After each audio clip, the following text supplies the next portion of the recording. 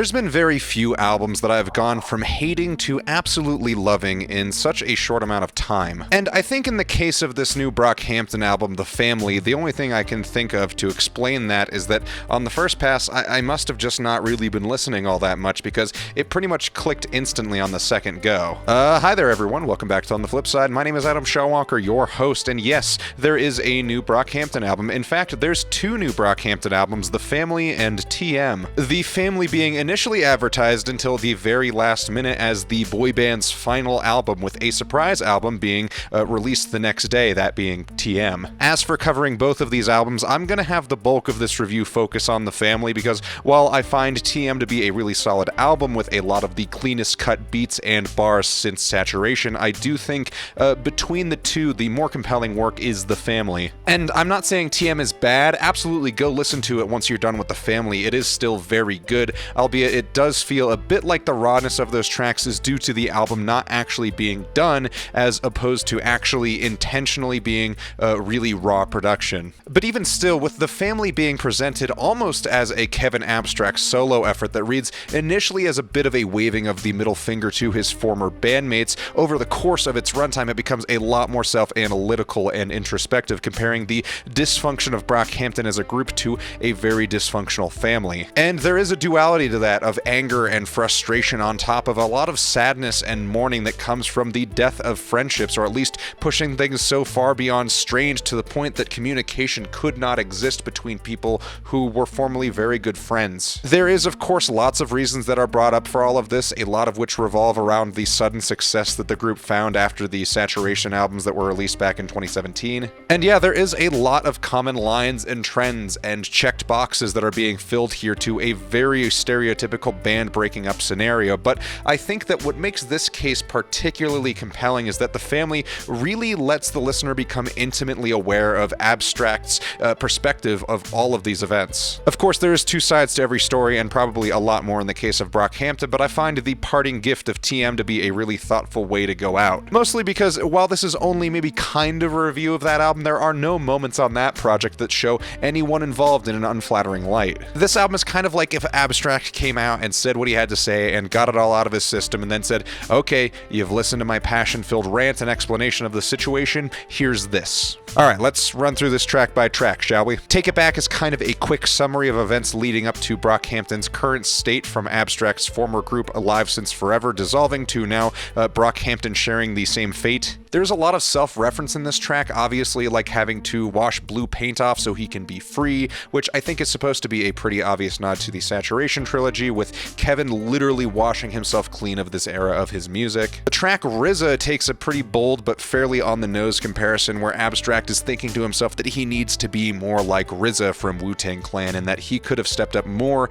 as a band leader, and maybe that would have kept the band together. This is juxtaposed with points from his mother where she says if she can keep a turbulent relationship with his father going, then he should be able to make everything work with the band. Which is interesting because she's been referenced in the past in other songs as not being the most loving mother or having a great relationship with her son, namely not accepting him as a gay man. So there is some balance of needing to be like RZA and kind of hold it all together, and then the hesitation and maybe realization that, like the very rocky relationship he has with his parents, he needs to maybe focus more on distance and not necessarily linger too much. Gold Teeth is another throwback track where Kevin is reminiscing on the early days of Brockhampton before things really took off, and that is a pretty common theme on a lot of these songs, actually. He also talks about other bands and projects that sought to emulate what Brockhampton was doing, starting to pour out of the woodwork after they did get some fame and notoriety, talking about how the blueprint has been made and now people are kind of just coming to scavenge. And on top of this, it is a pretty banging song too, with a really fat beat. Big Pussy talks more about the breakup, but unlike the last track, this song seems to be about recognizing and elevating artists that Brockhampton has helped along the way, like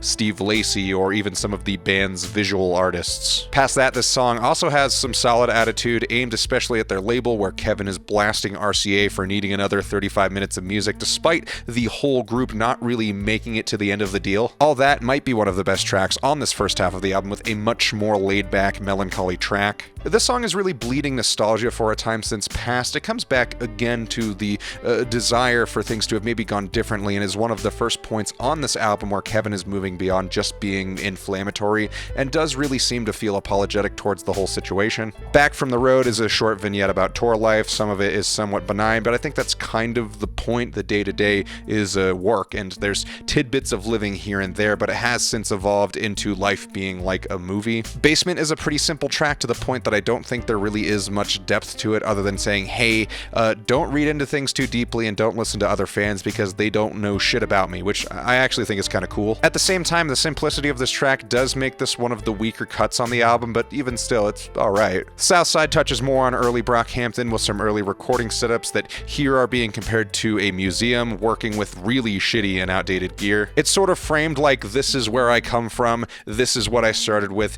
It's funny how far I've come from a place that I could call a museum of gear, and in fact, I left this place just so that I could blow up and get bigger and not have to deal with this shitty equipment. Good Time is this album's midpoint, and I think it is the first bow to the curtain where Kevin is pretty much calling it raps and saying that, yeah, you know, this was fun. And it finishes off with this odd tangent where Kevin is saying his relationship with the band had gotten so fucked up that during Zoom calls, he would keep the camera rolling during very personal conversations and calls just because he can't help but turn very benign things into art, even to the point where it crosses personal boundaries, which feels like a really good and convenient way of continuing this album because clearly he's got more to say. 37th shifts further into the apologetic and nostalgic side that runs through most of the end of this album. I do think lyrically this song is pretty good, but I don't really care much for this beat, but that is a fairly small gripe. Boy Band features RZA again for the intro of this track, where they lean into the unique edge that Brockhampton has of calling themselves a boy band. In fact, nobody else has that, nobody else thought of it, so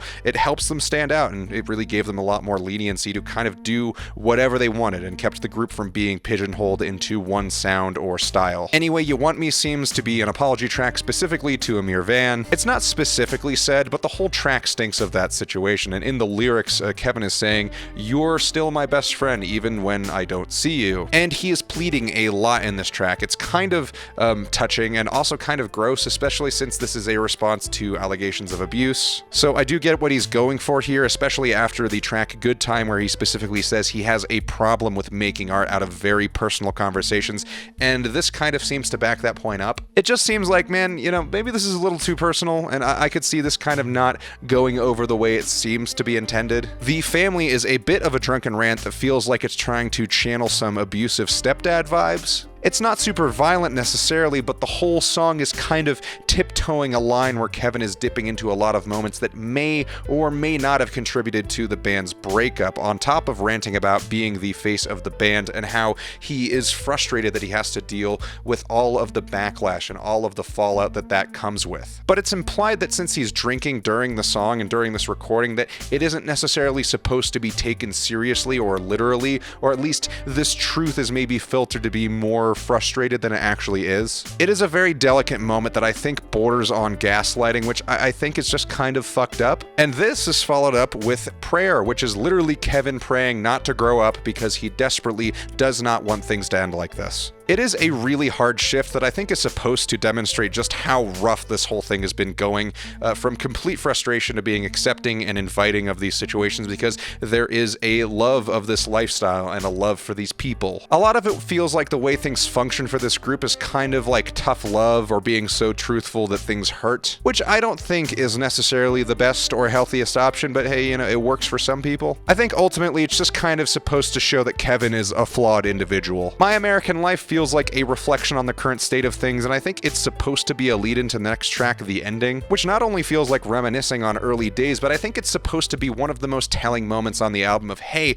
all of these people who have been here for me and for each other got what they were going to get out of this whole thing, and everyone came away from this with a lot of positives, and even with how things have turned out, maybe everyone knew it was bound to go out like this anyway. This then leads into the final track, Brockhampton. This song is the longest on the record, hitting 4.5 minutes, and it's perfect. This whole album is calculated to this point. It is the farewell, the true wave goodbye from Kevin to this project that he has spent the better part of his life working on, and a goodbye to all of the fans. And it is also a hello, acknowledging all of the strengths of the band members and how they're all going to go on to have incredible and healthy solo careers. And I think this is also kind of a presentation of TM as the final gift of Brockhampton as a full band. And you know, I've not even really been the the biggest Brockhampton fan over the years. I really loved the Saturation trilogy, but fell off pretty hard after Iridescence, and even though I've been pretty spotty listening to them since then, this song genuinely made me very emotional. I think even though this album may be more appropriate as a Kevin Abstract solo album, I think it is truly one of the most honest albums I've ever heard. There's no censorship of the ugly parts, that's all there. It doesn't feel like Kevin is unfairly representing himself or the band unless he is intentionally making an ass of himself in the process. It is a tumultuous and introspective album, and I think as a final album it is very well done. And even though TM is the final album from Brockhampton now, I think this one is far more of a standout effort. With that in mind, I think TM is worth a listen and actually works better if you listen to it like right after listening to The Family. I do think The Family is going to be remembered as one of those albums that is really polarizing among fans, and I think it is incredibly bold, and I am continuing to enjoy it a lot. The Family is a very solid 9. Thank you all so much for watching. Let me know what you thought of this album in the comments below, and remember to like and subscribe, and if you like what I'm doing here, drop a tip in the PayPal. Check out my Instagram, my Reverb, and my Depop. Links to all of those are in the description below. Thank you all so much again, and we'll see you on the flip side.